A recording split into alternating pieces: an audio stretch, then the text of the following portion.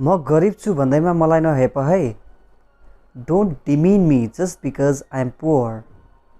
म गरिब छु भन्दैमा मलाई नहेप है भन्नलाई don't demean me just because I am poor.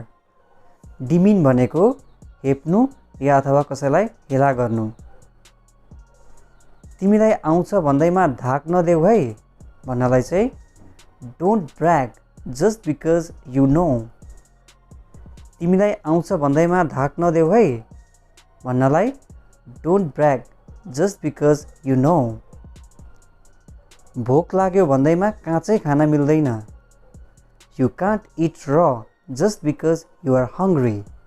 भोक लाग्यो भन्दैमा काँचै खान मिल्दैन भन्नलाई you can't eat raw just because you are hungry. पैसा छ भन्दैमा फुर्मास नगर। Don't squander just because you have money. पैसा छ भन्दैमा फुर्मास नगर। Don't squander just because you have money.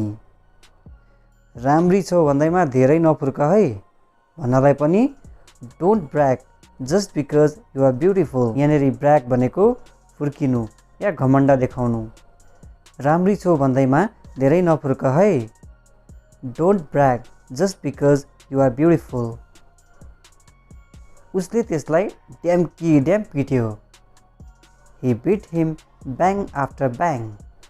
Dam कि ड्याम भन्नलाई इङ्ग्लिसमा भनिन्छ bang after bang. He beat him bang after bang.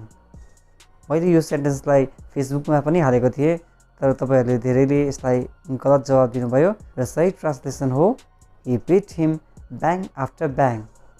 मलाई पैसाले नलोभ्याऊ। Don't tempt me with money. मलाई पैसाले नलोभ्याऊ भन्नलाई don't tempt me with money. मलाई लामखुट्टेले अथवा मच्छरले टोक्यो भन्नलाई अ मस्किटो बिट मी। मलाई लामखुट्टेले अथवा मच्छरले टोक्यो अ मस्किटो बिट मी। मलाई बारुलाले चिल्यो अ वास्प स्टङ मी। मलाई बारुलाले चिल्यो भन्नलाई अ वास्प स्टङ मी। अब तपाईँहरू भन्नुहोस् मलाई मौरीले चिल्यो भनेर कसरी भनिन्छ इङ्ग्लिसमा, कमेन्ट गर्नुहोला।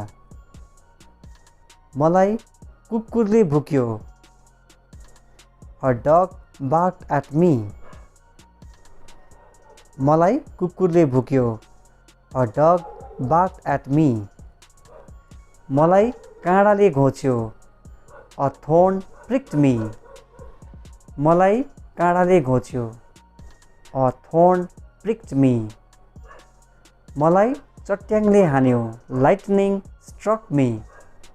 मलाई चट्याङले हान्यो लाइटनिङ स्ट्रक मी।